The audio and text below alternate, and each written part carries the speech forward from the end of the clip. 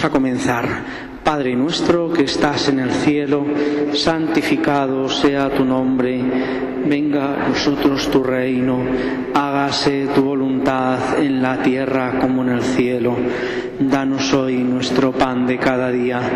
Perdona nuestras ofensas, como también nosotros perdonamos a los que nos ofenden. No nos dejes caer en la tentación y líbranos del mal. Amén. Sagrado Corazón de Jesús, Inmaculado Corazón de María,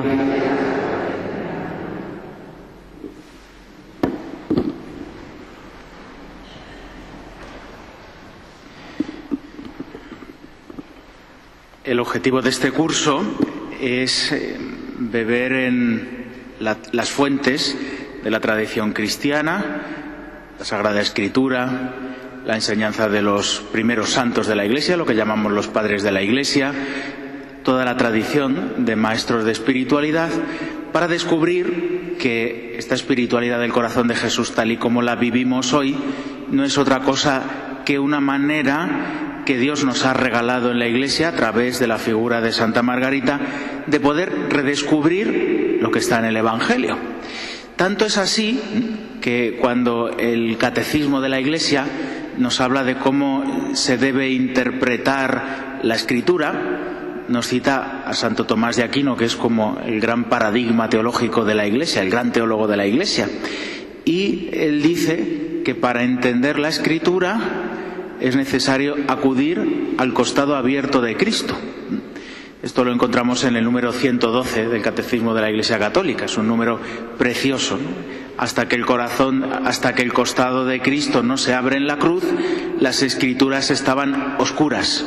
Y este corazón nos revela lo que nos de sí mismo a través de la Escritura, puesto que la Escritura habla de un designio de amor, nos ha dicho de sí mismo. Yo creo que para entender esto habría que recurrir como a un símil. Yo tuve un conocido que era muy amigo de las novelas policíacas, ¿no? Y decía que esas novelas se disfrutan mucho más cuando uno se lee primero el último capítulo, ya sabe quién es el malo, ¿no? Y luego ya disfruta bien de la trama de toda la novela, como el autor ha tenido tanta capacidad, ¿no?, para desarrollar una intriga donde nunca se sabe quién es el malo hasta el final. Bueno, pues yo creo que con la Escritura podemos hacer algo así, una cosa parecida. Cuando uno entiende el amor redentor de Cristo, entiende que desde la creación Dios ya estaba proyectando ese plan de salvación cuya plenitud es conocer a Cristo, y Cristo, su amor, que se me revela en ese corazón humano, puesto que Cristo es Dios hecho hombre. Bien, pues la charla de hoy vamos a dividirnos, fijaos qué pretensión tan gorda, ¿no? Todo lo que dice acerca del corazón de Cristo el Nuevo Testamento. Como veis, son como grandes trazos.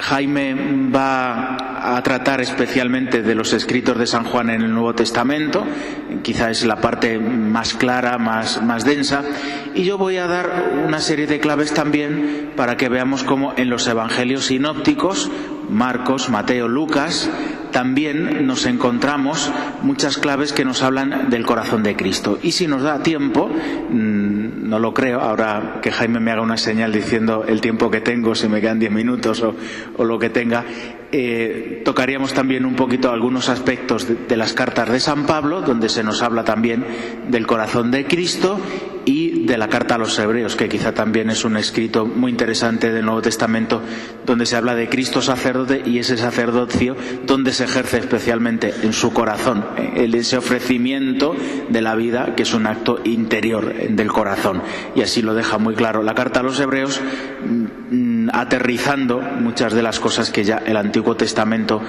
había abierto. Bien, ¿de qué manera nos hablan los evangelios acerca del corazón de Jesús? Como decíamos al principio, no podemos tratar de encontrar lo mismo que nos dice Santa Margarita en el Evangelio así tal cual. Evidentemente es una manera, bajo ese símbolo, de acudir a lo que ya se nos había revelado. Es decir, leer el Evangelio a la luz del corazón de Cristo nos ayuda a entender mucho mejor lo que nos ha dicho. Primero, me voy a fijar en cómo a través de las oraciones de Jesús se nos revela su corazón. Este es un tema muy querido para el Papa Benedicto XVI. El Catecismo, cuando nos explica qué es la oración, lo primero que nos invita a hacer es pensar con qué rezamos, con qué... y el mismo Catecismo define el corazón precisamente al comienzo de la parte de la oración, y nos dice que es aquel lugar donde uno se adentra, ese lugar íntimo que es como lo que unifica nuestra persona, el lugar de los sentimientos y sobre todo también de las decisiones profundas, y ahí uno es donde se encuentra con Dios. Pues bien, cuando Cristo ora y ora públicamente, es decir, abre su intimidad. La oración es algo siempre muy íntimo. A todos nos cuesta mucho hablar de cómo es nuestra oración, precisamente por eso. Pues Jesús abrió su intimidad a través de algunas oraciones que conocemos en los Evangelios, y eso nos ayuda a entender cómo es el corazón de Jesús. Vamos a ver algunas claves generales y nos vamos a detener en muy pocas oraciones de Jesús en el Evangelio. Hay más. Lo primero, habría que decir que todas las oraciones de Jesús comienzan con la expresión Padre. Para nosotros es muy familiar, es algo que cuando vamos al Evangelio afortunadamente no nos llama la atención de lo familiar que es. Sin embargo, para un judío del tiempo de Jesús era una manera absolutamente original de dirigirse a Dios. ¿Por qué? Porque Dios, lo veis en los textos del Antiguo Testamento, el Altísimo, el nombre que no se podía pronunciar, de ahí vienen expresiones como Adonai, etc. Bien, entonces Jesús comienza la oración y nos enseña a nosotros a orar así, con esa palabra Padre. ¿Eso qué indica? Intimidad familiar, porque Él se considera el Hijo. Es muy distinto plantear la vida cristiana desde la óptica del Hijo. Estamos muy acostumbrados, afortunadamente, y eso tiene su parte buena, pero tiene también su parte negativa, y es que a veces ya olvidamos el don, el regalo que nos ha hecho Dios cuando nos ha dado la adopción filial, el poder con propiedad llamar a Dios como Padre. Y la oración del Hijo es muy distinta de la criatura. La criatura se dirige con un respeto muy grande al Creador, tiene que entrar casi pidiendo permiso para no molestar. En cambio, el Hijo no pide nunca permiso para entrar a casa del Padre, es también su casa, entra, todo lo del Hijo es del Padre. Pues Dios nos ha revelado que estamos llamados a esa intimidad con Él, y nos ha mostrado cómo debe ser esa intimidad del hombre con Dios en el corazón de Cristo, que se dirige con esa familiaridad. Y, por supuesto, la petición, la alabanza, la gratitud son muy distintas en el siervo, en la criatura, que en el Hijo. Por tanto, esa manera de dirigirnos a Dios ya va a modelar por completo todas las cosas que vamos a hacer o cómo vamos a vivir el resto de la oración. Bien, quizá la más completa y también la más interesante para el objetivo que tenemos en esta tarde es una oración que nos transmite San Lucas y también San Mateo, Lucas en el capítulo 10 y Mateo en el capítulo 11. Leo brevemente esas líneas de la expresión de Lucas.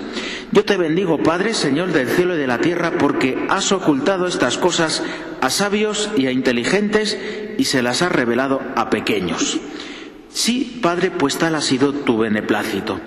Todo me ha sido entregado por mi Padre, y nadie conoce quién es el Hijo sino el Padre, y quién es el Padre sino el Hijo, y aquel a quien el Hijo se lo quiera revelar. Y luego hay un apéndice también, aquello de aprended de mí que soy manso y humilde de corazón y encontraréis vuestro descanso. Ese apéndice, venid a mí los que estáis cansados y agobiados, aprended de mí que soy manso y humilde de corazón y encontraréis vuestro descanso. Solamente se encuentra en Mateo. Fijaos que aquí se cita explícitamente la palabra corazón, y Jesús pide ser contemplado en su corazón, es decir, en sus actitudes interiores, de tal manera que se nos invita ya a una mirada que no sea superficial, es decir, Jesús predica, Jesús hace milagros, sino que vayamos al interior, es decir, a esas actitudes de amor, de ofrecimiento, de petición, de alabanza, que el mismo Evangelio nos revela, y por eso también se nos revelan estas oraciones. ¿Cuál es el contexto en el que Jesús dice estas palabras, ¿no? Dando gracias al Padre por sus dones? Yo creo que esto es algo que muchas veces no lo unimos a este texto y por eso no entendemos del todo bien la riqueza interior del corazón de Jesús, que nos revela del corazón de Jesús esta oración. Jesús estaba en la tarea que habitualmente hacía con sus discípulos. Los envía por aquellas ciudades, Corosaín, Betsaida, etcétera, que no se querían convertir. Los manda y además en las versiones de los evangelistas no concuerdan del todo. Se nota que muchas veces el mismo hecho de la vida, las personas lo podemos vivir de una manera muy diferente. En Mateo parece que aquella misión fue un verdadero desastre, y es cuando Jesús dice aquello de si se hubieran hecho en otras ciudades los signos que se han hecho en esta, se hubieran convertido, ¿no? Y sin embargo vosotros no habéis aceptado el Evangelio. Sin embargo, en Lucas, aunque es verdad que también se relata esta misma palabra de Jesús, el hecho es el mismo, es la interpretación la que varía, también es cuando Jesús le dice a algunos, que parece que volvieron muy contentos de aquella misión, decían, hasta los demonios se nos sometían, ¿no? Sentíamos el poder en nuestras manos, por así decirlo, ¿no? Y entonces Jesús les dice, no estéis contentos porque os salgan las cosas bien, porque se os sometan los demonios, porque os sintáis con poder, sino estad contentos porque vuestros nombres están inscritos en el reino de los cielos. Y a continuación hace esta oración. Fijaos que esta oración implica una mentalidad completamente nueva y una manera completamente nueva de mirar las cosas. Los hombres hacemos como los apóstoles hacían, ¿no? El esquema éxito-fracaso. Me ha ido bien, me ha ido mal, he conseguido los objetivos o no los he conseguido. Sin embargo, Jesús entra en una perspectiva distinta. Aquí no es una cuestión de éxito o de fracaso, sino de ¿qué? De vivir la realidad en su dimensión más profunda. Y es que yo no existo en este mundo por casualidad, ¿no? He venido del Padre, igual que cada uno de nosotros existe porque hay un plan de Dios para él, y por lo tanto, a través de los acontecimientos de la vida, unas veces más agradables, otras veces menos, unas veces son verdaderos regalos agradables en nuestra vida y otras veces son cruz. Bien, pues en todas esas circunstancias tengo que experimentar lo mismo, la presencia del dador de todo lo que tengo en la vida, el que me mantiene en la existencia, que es el Padre, y experimentar su amor. Y entonces uno se siente siempre colmado, pleno. Yo creo que este era el secreto por el que los santos eran hombres tan felices.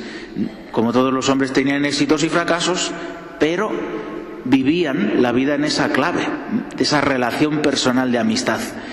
Jesús vive permanentemente unido a su Padre, de tal manera que no hay mucha diferencia entre lo que hace en la oración y hace en su vida.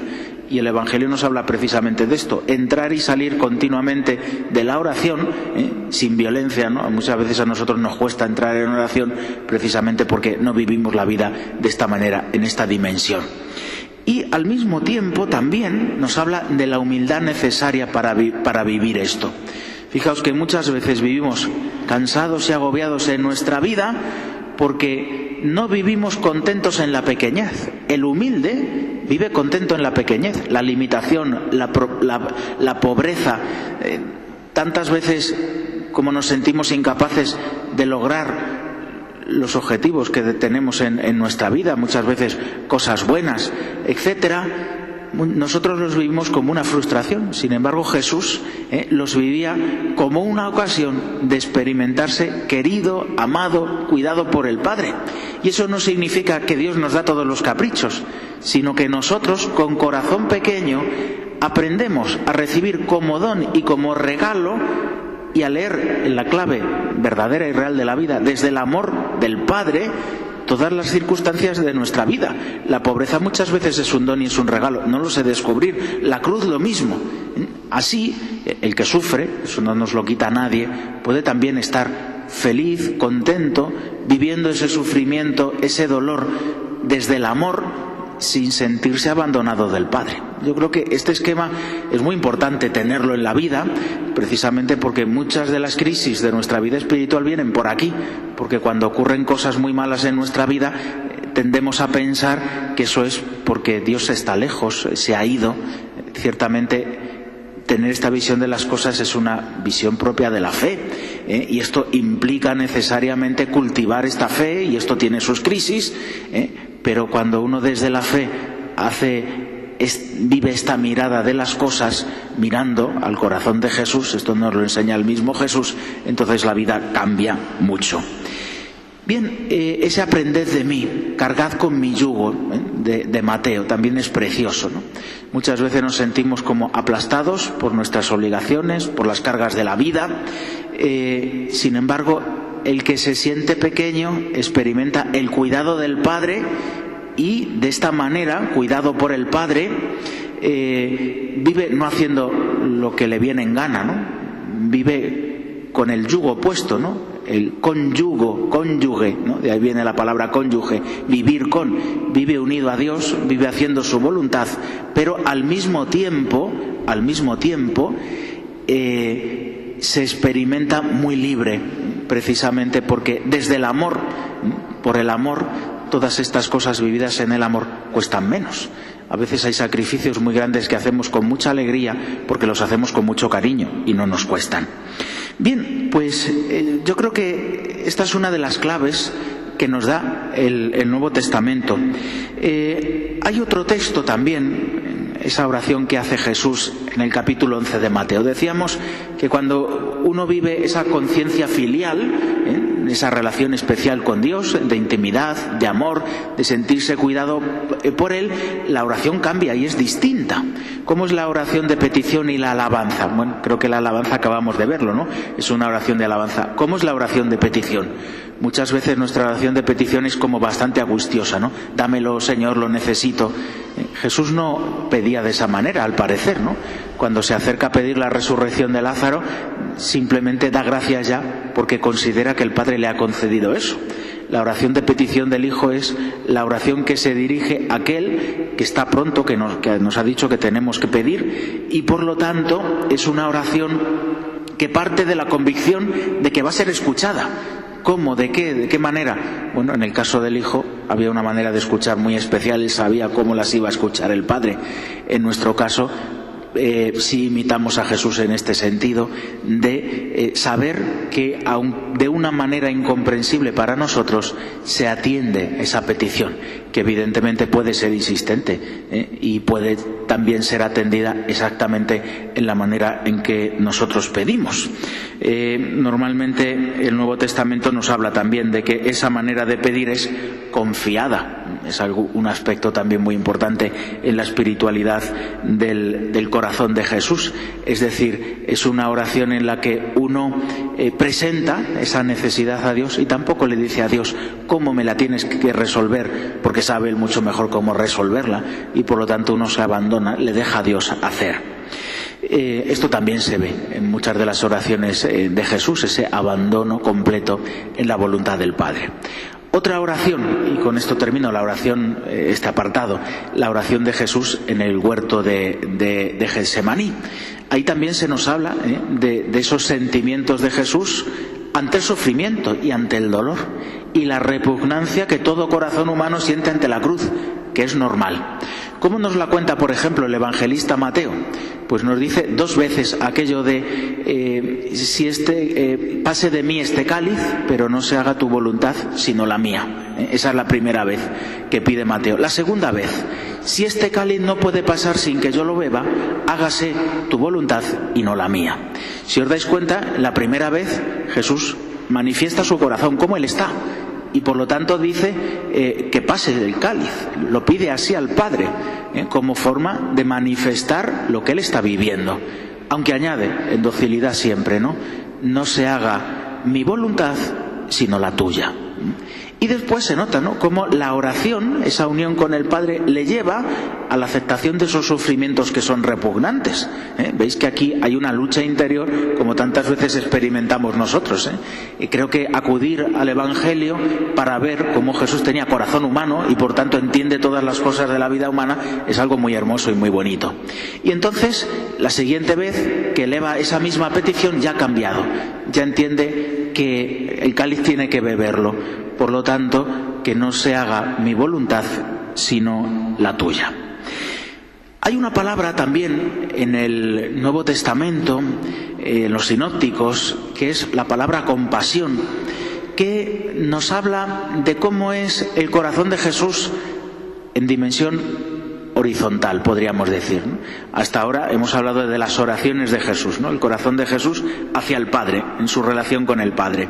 Pero evidentemente, como es un y único corazón, también ese amor del corazón de Jesús, esas actitudes interiores, tienen una dimensión horizontal. A mí, para explicar esta dimensión, me gusta siempre acudir a un verbo griego, me vais a perdonar el taco, ¿no? El verbo splagnisomai, ¿no? Que significa, es lo que se traduce habitualmente por compasión. Y utilizo la expresión griega, y os vuelvo a pedir perdón por usarla, que suena muy rara, porque esa palabra, el verbo, deriva de una palabra, splagna, que significa intestino, ¿no?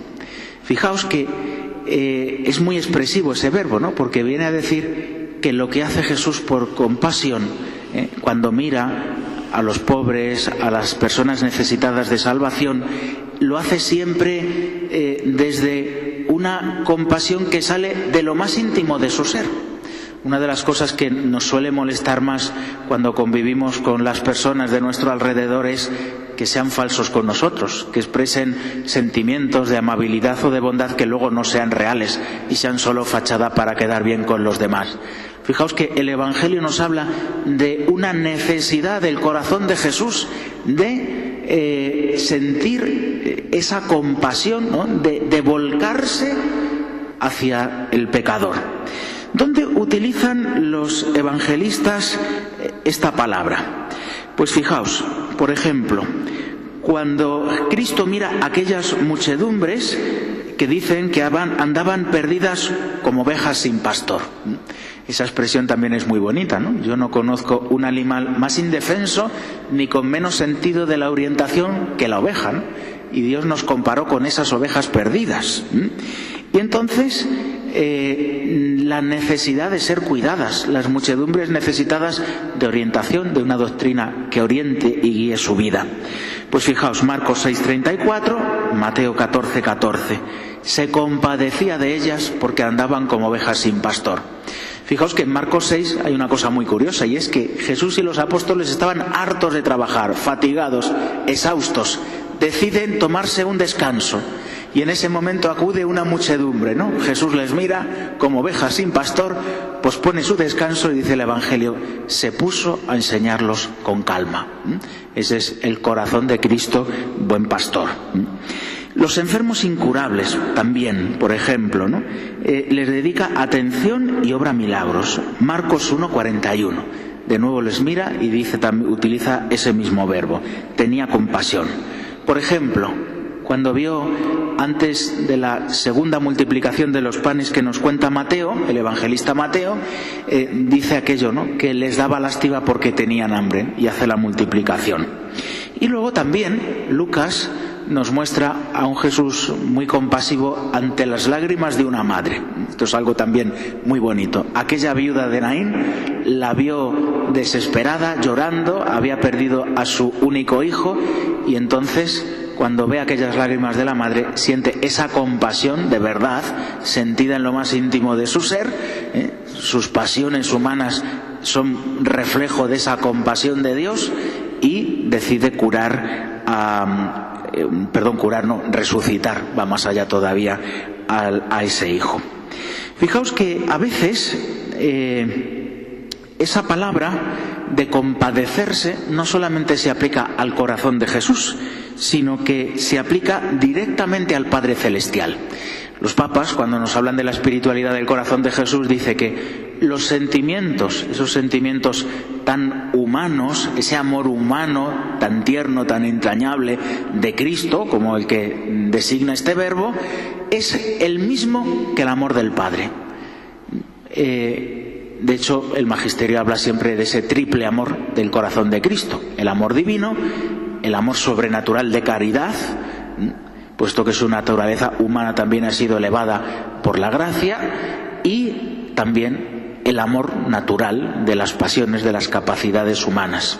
Pues bien, por eso el amor del corazón de Jesús nos manifiesta al Padre. Esto lo dice el evangelista Juan también, ¿no? Quien me ha visto a mí, ha visto al Padre. Bien, pues por ejemplo, aquellos dos deudores que no tenían que pagar, dice que el Padre Celestial, a quien representa aquella persona que había prestado la deuda, representa al Padre Celestial, y le aplica también esto, que sintió esa compasión.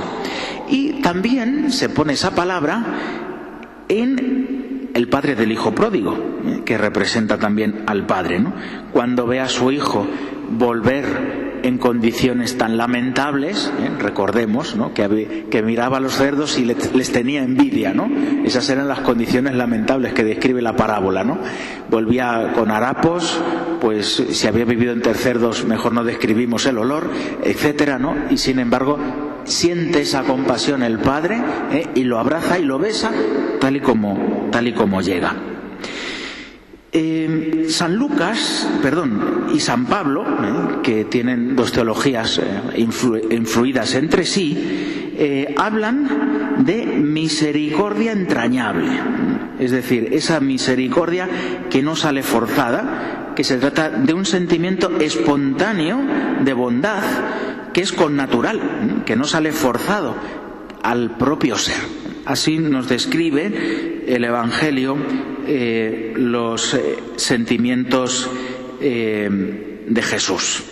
Bien, y esto en cuanto a los evangelios sinópticos. Hemos recorrido la dimensión vertical con esas oraciones de Jesús, la dimensión más horizontal con ese verbo.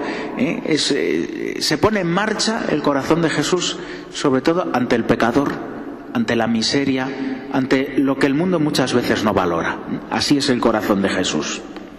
San Pablo no es que utilice mucho la expresión corazón de Cristo. Una vez aparece en sus escritos, también depende cómo se traduzca. Quizá el hombre que más ha entendido y vivido San Pablo fue San Juan Crisóstomo. Y de la lectura tan especial, tan vital de San Pablo que hacía San Juan Crisóstomo, tiene unas homilías y unos textos preciosos. San Juan Crisóstomo sí dijo esto: el corazón de Pablo es el corazón de Cristo. Así lo dijo. Un autor contemporáneo de Santa Margarita, ajeno a su mensaje, no conoció el mensaje, dijo, comentando los textos de San Pablo: no pudiendo Pablo expresar con su propio corazón su afecto a los filipenses, recurre al corazón de Cristo y entra en él. Y viviendo en este corazón y usando este corazón como propio, ama a los filipenses con el corazón de Jesús. Quizá es lo más característico de los escritos de Pablo, su amor pastoral, esa capacidad de entregar la vida como Cristo amó a su Iglesia. Hemos ya explicado el término esplagna, y en Pablo aparece también otra palabra griega, cardia, esta es mucho más familiar para nosotros, donde se habla la sede del amor. Pero es curioso, aunque el corazón es para Pablo la sede del amor, el término aparece siempre vinculado no al corazón de Cristo directamente, sino a la participación que tenemos los creyentes en el amor de Cristo. Quizá desde su experiencia vital, desde lo que él vive, también entiende lo que es la vocación cristiana. Yo creo que esto es algo hermoso también, es como un paso más. Primero se nos revela ese amor y después se nos dice, no es solo para mirarlo, es para que tú lo puedas vivir y tener en el corazón. Y puedes experimentar tú mismo, participando en la oración de Jesús, participando en los mismos sentimientos que Jesús, puedes vivir una caridad como la de Cristo. Y tenemos ahí frases preciosas, ¿no? El amor de Dios, dado por don del Espíritu Santo, se derrama en el corazón del hombre. Es una de las maneras que la liturgia tiene para introducir la oración del Padre Nuestro. Es el texto de Romanos 5:5. O a Timoteo, ¿no? Cuando le explica lo que es ser un buen pastor. Timoteo era uno de los primeros obispos que designa Pablo y pone al frente de la Iglesia. Te recomiendo la caridad que nace de un corazón puro. Y el que ama con el corazón lleva a sus fieles en él. Y aquí sí que él se autorretrata. Os he dicho que estáis en nuestros corazones, para juntos morir y vivir. Hay un texto también en Pablo que retrata los sentimientos de Cristo por dentro. Me estoy refiriendo al capítulo 2 de su carta a los Filipenses, aquel himno precioso que dice: Cristo, a pesar de su condición divina, no retuvo ávidamente el ser igual a Dios. Cuando se mira despacito el texto, uno se da cuenta que hay una frase que se repite muchísimo, que es: se anonadó a sí mismo. La traducción es casi imposible, En griego se dice ekeneson autos, ¿no? De ahí viene la famosa palabra, los que hayáis pasado por el centro teológico seguro que os suena, la kenosis. Es como la humillación, es ese sentimiento de humildad que brota del corazón de Cristo, que le lleva a no retener su condición divina, y por eso experimenta la limitación de una condición humana. Dentro de su condición humana no quiso ser de los ricos y poderosos, sino que nació en la humildad y quiso padecer una de las muertes más humillantes que se podían padecer en su tiempo. De tal manera que cuando Pablo describe a Cristo en ese himno, describe toda su vida como una especie de descenso, cada vez menos, cada vez menos. Me recuerda siempre este texto una frase de Teresa de Lisieux, que decía que lo propio del amor es abajarse. Y es verdad, si uno se pone a servir al final, si lo hace de verdad, se queda en el último puesto, el que no quiere nadie. Y si lo hace de verdad, y esto cuesta más este paso, se queda allí muy a gusto, porque se siente en el lugar más privilegiado, el del que puede amar más, haciendo lo que nadie quiere hacer, lo que todo el mundo evita espontáneamente. Bueno, pues este texto habla de esos sentimientos estables, el corazón de Cristo, porque en esto nosotros los hombres somos muy cambiantes, hoy tenemos ganas de vivir todas esas cosas y mañana se nos pasan, esos sentimientos estables de vivir siempre buscando el último puesto, la humillación, etcétera, etcétera. Bueno, pues le toca ya a Jaime, creo que ya ha pasado media hora, lo de la carta a los hebreos lo dejamos para una profundización posterior.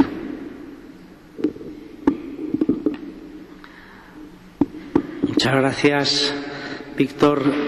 Luego, Dios mediante y también cierta persona que está aquí transcribiendo esto poco a poco, pues podremos tener también por escrito algunas de estas charlas.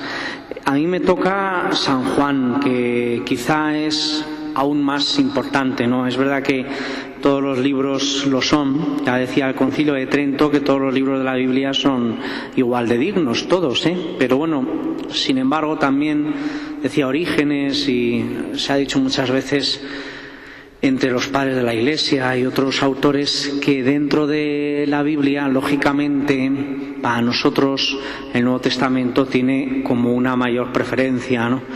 Y a su vez dentro del Nuevo Testamento los Evangelios, y a su vez dentro de los Evangelios quizás San Juan sea, según muchos autores lo han dicho, sea el que más se acerca en algunos temas al misterio de Cristo. Y San Juan, si destaca en algo, es precisamente por esa revelación del corazón de Cristo en sus escritos, tanto en el Evangelio de Juan como en las cartas de Juan, como en el Apocalipsis. No voy a entrar en el debate de la teología bíblica, de si Juan es exactamente el autor literal de todo eso, porque se discute si a lo mejor pues algún discípulo de él o fuesen varios, pero bueno, todo está dentro de la misma comunidad que se llama juánica, es decir, las comunidades cristianas que Juan funda o que Juan influye en ellas, y de alguna manera son escritos todos que responden al legado espiritual del discípulo amado, que siempre se ha identificado con Juan el apóstol y evangelista. Bueno, pues de esos escritos del Evangelio y de las 3 cartas y del Apocalipsis, yo voy a destacar 7 puntos muy breves, ¿de acuerdo? Porque no queremos alargarnos mucho y el tema, como nos ha dicho Víctor, es para profundizar más. En primer lugar, uno más general, y es que una cosa que llama mucho la atención en el Evangelio de Juan es que Jesús aparece muchas veces conversando. Quizás sea el gran evangelio de la conversación de Jesús, más que en otros. En Mateo, por ejemplo, es más Cristo que pues tiene discursos como de un rey, que es un poco la visión de Mateo. Por ejemplo, el sermón de la montaña, el de las bienaventuranzas, eso no está en Juan, eso está en Mateo. Bueno, y luego hay una versión en Lucas, pero la más conocida es la de Mateo, ¿no? Bienaventurados los mansos, bienaventurados los pobres, bienaventurados, es como una cosa preciosa, ¿no? Es un rey especial, claro, porque los reyes no dicen eso normalmente, ¿no? Pero es alguien con un señorío, ¿no? Ahí en lo alto de la colina, del monte, en la montaña. En cambio, en Juan, aunque también hay discursos de Jesús, pero los mismos discursos tienen como una forma dialogada, es como una conversación, Cristo conversaba, entraba en esa sencillez del diálogo. Y eso es como muy de corazón, si me permitís, como una primera alusión a esa teología del corazón en Juan. Está ahí en esa actitud de Jesucristo, en ese diálogo, en esa conversación sencilla, como modelo de conversación la de la vocación de Juan en la hora 10ª, cuando iban con curiosidad, ¿quién es este Jesús? Jesús se da la vuelta y les dice, ¿qué buscáis? Pues entonces le preguntan, ¿dónde vives? ¿No? Venid y lo veréis. Y se fueron con él y pasaron con él aquel día en conversación. Así es la vocación de Juan. O sea que vemos ahí como una forma ya de hablar del Señor muy de corazón, si me permitís la expresión. Pero luego, apuntando algún detalle más, segundo punto, el episodio de Caná, en las bodas de Caná, que solo aparece en Juan, donde es el primer milagro de Jesús en Juan, y es un milagro, como sabéis, de convertir el agua en vino, y con el vino hay obviamente una serie de referencias, pero una de ellas muy clara a la Eucaristía, a la sangre de Cristo, que en el ser humano la sangre está precisamente bombeada y continuamente impulsada por el corazón. Aquí también hay, por tanto, una alusión indirecta a ese corazón de Cristo, que es el que va a transformar el agua de lo cotidiano, de la rutina, de lo gris, de lo monótono, que lo pone el pecado, y lo va a transformar en la alegría del reino de Dios, por medio de la pasión de Cristo, de su entrega y de su derramamiento de sangre por nosotros. Tercer punto, más importante todavía, más claro, que está en el capítulo 7 de San Juan, versículos 37 y 38, donde esto pues es mucho más conocido y hay como 2 traducciones distintas sobre esto, ¿no? Y se ha discutido mucho, ¿no? cuál de las 2 es la mejor.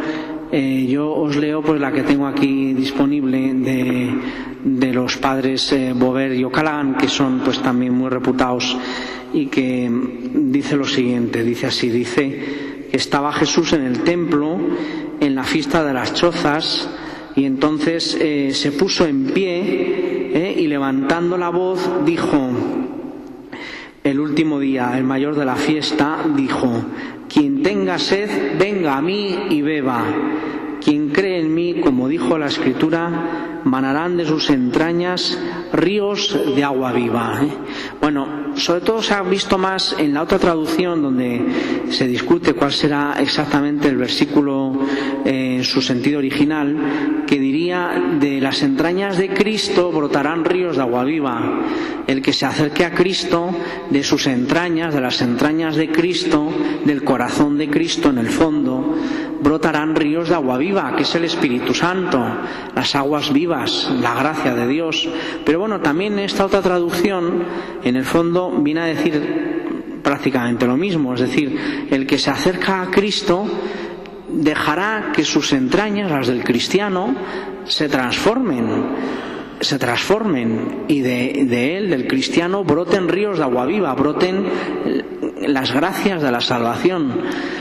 Pero claro, en el corazón del cristiano eso se recibe porque eso viene del corazón de Cristo. O sea que de una manera o de otra, de una traducción o de otra, pero el caso es que hay un llamamiento del Señor a decir: venid a mí, que de mi interior brotarán esos ríos de agua viva que luego aflorarán en el interior del creyente, del que se acerca al Señor. Bueno, más expreso todavía, vamos como avanzando más, lo tenemos ya en el capítulo 19 de San Juan, que es el de la cruz, nada menos, y que lo conocemos muy bien. Cuando está el Señor ya muerto en la cruz, entonces querían bajar los cuerpos, y por eso pues se dan prisa y a los dos ladrones le rompen las piernas para que se ahoguen, ¿no? Porque no podían apoyarse en las piernas para respirar, y se ahoguen y mueran rápido, y así descolgar los cuerpos, los cadáveres. Pero con Jesús se encuentran que ya estaba muerto, pero para asegurarse le clavan la lanza en el costado, y entonces dice esto en el capítulo 19, versículo 34: uno de los soldados con una lanza le traspasó el costado y salió al punto sangre y agua. Bueno, y esto Juan le da mucha importancia. Tanto es así que aquí ahora cita 2 o 3 pasajes bíblicos para decir que esto yo lo he visto, y que además aquí se cumplen las profecías. ¿Por qué? Porque en ese costado abierto del Señor, ¿qué es lo que está brotando de ahí? Está brotando, dice, sangre y agua. Sangre y agua. La sangre es lógico. ¿Por qué brota el agua? Ya la habréis oído más veces esta explicación, porque probablemente, físicamente hablando, la lanza al entrar en la parte del corazón con un gran esfuerzo físico, suele el corazón generar como una especie de sudor alrededor de él para refrigerarse, ¿no? Que es como una especie de es agua, es una hidratación, ¿no? Entonces se genera una bolsa de agua, y probablemente al pinchar en el corazón brota la sangre que está en el corazón, y también el agua que había ahí acumulada, fruto de una gran fatiga física. Suele ocurrir eso, ¿no? Esa bolsa de agua que se genera en torno al órgano cardíaco. Bueno, esa es como una explicación física. Ahora, San Juan va más allá y dice: bueno, pero es que aquí esta sangre y esta agua, estos son símbolos de vida, y esto lo han visto, y lo iremos viendo en charlas sucesivas, los padres de la Iglesia y muchísimos autores han visto aquí una doble alusión: el agua del bautismo y la sangre de la Eucaristía. Y con esa agua bautismal y esa sangre eucarística vemos que brotan del costado abierto. Y el costado abierto no es más que la apertura del corazón de Cristo, atravesado por la lanza, es decir, por nuestros pecados, es decir, por la pasión que Él sufre por nosotros. Por tanto, del corazón abierto de Cristo en San Juan se funda la vida cristiana, se funda el bautismo y la Eucaristía. Una pregunta típica, un poquito trampa a veces en teología, es: ¿el bautismo dónde empieza? Y uno suele decir: en el río Jordán, cuando Jesús se bautiza. Y no es del todo exacto. Es verdad que en el río Jordán Jesús instituye lo que será el bautismo, Pero la fuerza del bautismo no viene del bautismo de Juan el Bautista a Jesucristo. La fuerza del bautismo viene de la cruz. El bautismo nos incorpora a la cruz, a la redención, a la salvación. Y esa cruz es la que nos da el bautismo. ¿Por qué 3 veces el agua sobre el niño? Por la Trinidad, ya lo sabéis, pero es también símbolo de que es sepultado por el agua, aunque el bautismo sea echando un poquito de agua en la cabeza, pero es el símbolo del enterrarse en el agua, como Cristo fue enterrado en el sepulcro, porque el cristiano tiene que aprender, por la gracia de Dios, a morir a sí mismo y a morir al mundo y al pecado, para resucitar para Dios. Eso es el bautismo. ¿Y dónde encontramos la fuerza de ese sacramento, que es la puerta de la vida cristiana? En el corazón abierto de Cristo en la cruz. Ahí está la fuente. Bueno, me quedan 3 puntos más y voy muy rápido. Otro momento importante, un poquito más adelante en el Evangelio de Juan, acordaos del apóstol Tomás, que no se lo creía cuando Jesús resucita y le dice: si no toco las heridas, yo no me lo creo. Y entonces el Señor, 8 días después, en el cenáculo, se le muestra y le dice: Tomás, trae tu dedo, mira mis manos y mete tu mano en mis manos y en mi costado.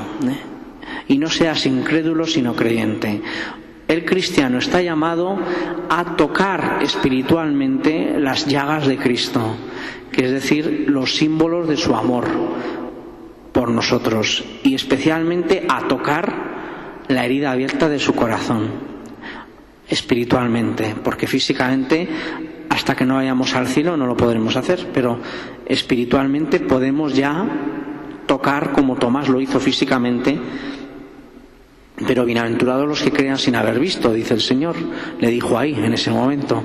Bienaventurados si podemos espiritualmente tocar el costado abierto de Cristo y encontrar ahí el sentido de nuestras vidas, El sentido de nuestra vida está en esa herida abierta del costado de Cristo, por donde brotó nuestra salvación, la sangre y el agua, que son símbolos del bautismo y la Eucaristía. Otra mención que os hago de Juan, una muy sencilla. Él dice en la primera carta de Juan: Dios es amor. Es decir, que decimos que Dios es amor porque en el fondo estamos diciendo también que Dios tiene corazón. Es decir, que Dios nos ama de verdad, es lo que queremos decir. Cristo tiene corazón físico en el cielo con su cuerpo glorioso y resucitado, pero Dios tiene corazón en el sentido de que Dios nos ama de corazón, es decir, de verdad. Dios es amor y el que ama permanece en Dios. Y por último, ya me quedo con el Apocalipsis. En el capítulo 5 del Apocalipsis aparece el Cordero degollado, triunfante y resucitado en el trono celestial, en el cielo. Entonces, en el centro del cielo, ¿qué es? Es Cristo vivo, que resucitó con sus heridas abiertas. Es el Cordero degollado, el que está sentado como Rey en el cielo. Entonces hay también una alusión un poquito más indirecta en este caso a esas heridas, porque a Cristo no le degollaron en realidad, es una imagen, es la imagen del Cordero Pascual. Cristo no le degollaron, es lo único que no le hicieron. Le hicieron de todo, degollarle no, pero el Cordero degollado, lo que degollaban en el templo los judíos, era el sacrificio pascual. Lo que nos está diciendo Juan, que con sus heridas Cristo es el verdadero Cordero degollado del templo. Cristo es ese verdadero Cordero degollado con sus heridas. Él es, con esas heridas y sobre todo con ese costado abierto, con ese corazón abierto, Él será para siempre el Rey, aquí y en la eternidad. Ese es el gran mensaje que nos da San Juan. Así que bueno, pues hemos querido respetar los tiempos, también porque si no se hace muy largas estas sesiones, pero sí que podríamos dedicar unos pocos minutos, si os animáis, a hacer alguna pregunta. Yo creo que podemos reflexionar en alguna cosa, ¿no? Así que nos podemos dar todavía unos minutos más si queréis preguntar algo de lo que ha dicho Víctor o de lo que he dicho yo. O Víctor, ¿tú quieres añadir alguna cosa de la carta a los hebreos, así en un minuto o dos? ¿Quieres decir algo así mientras piensan si quieren preguntar?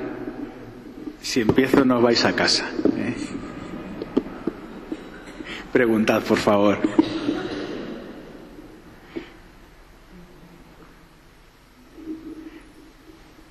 Debe ser que estaba todo muy claro.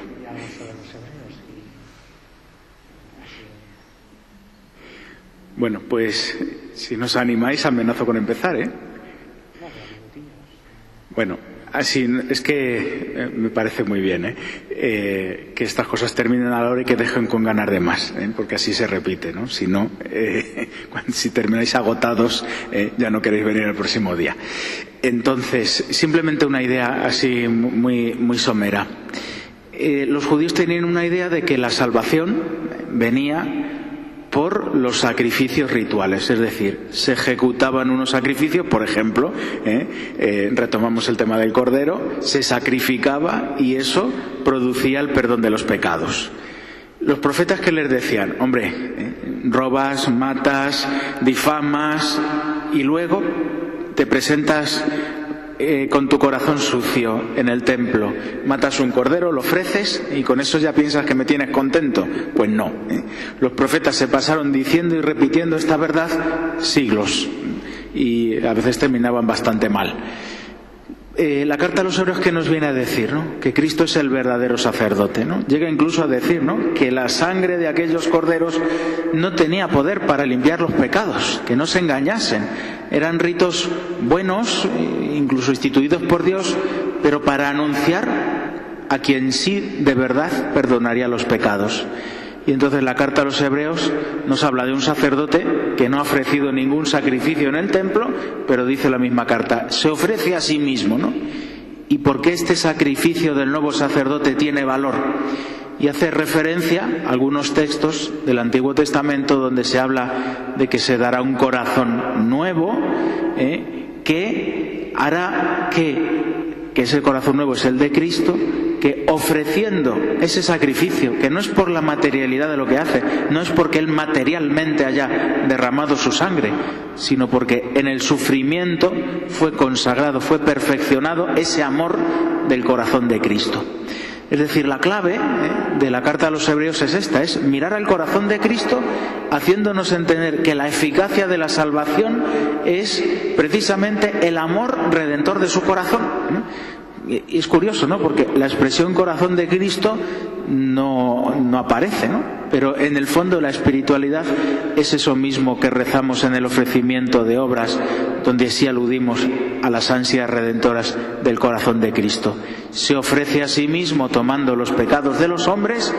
El valor del sacrificio está en ese amor del corazón de Cristo, que por el sufrimiento llega a la perfección y puede ofrecer un sacrificio que sí vale, un único sacrificio que ya ha valido para todos los pecados de todos los hombres de todos los tiempos. Yo creo que eso es un poquito la idea central así, sin mataros ahora de aburrimiento a estas horas de la noche.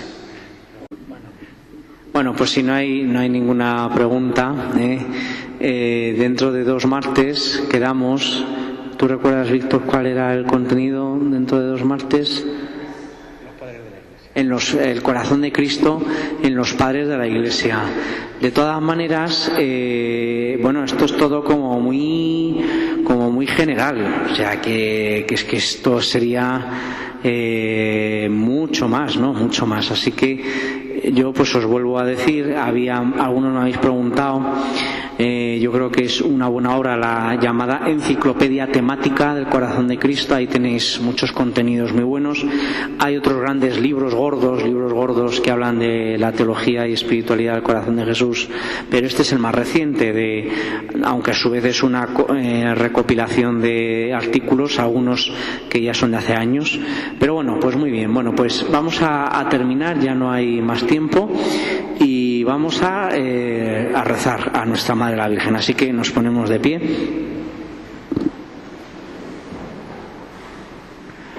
Pedimos por los frutos del centenario a nuestra patrona y a nuestra Madre. Dios te salve María, llena eres de gracia, el Señor es contigo, bendita tú eres entre todas las mujeres y bendito es el fruto de tu vientre Jesús. Santa María, Madre de Dios, ruega por nosotros pecadores, ahora y en la hora de nuestra muerte. Amén. Santa María, Madre de la Iglesia,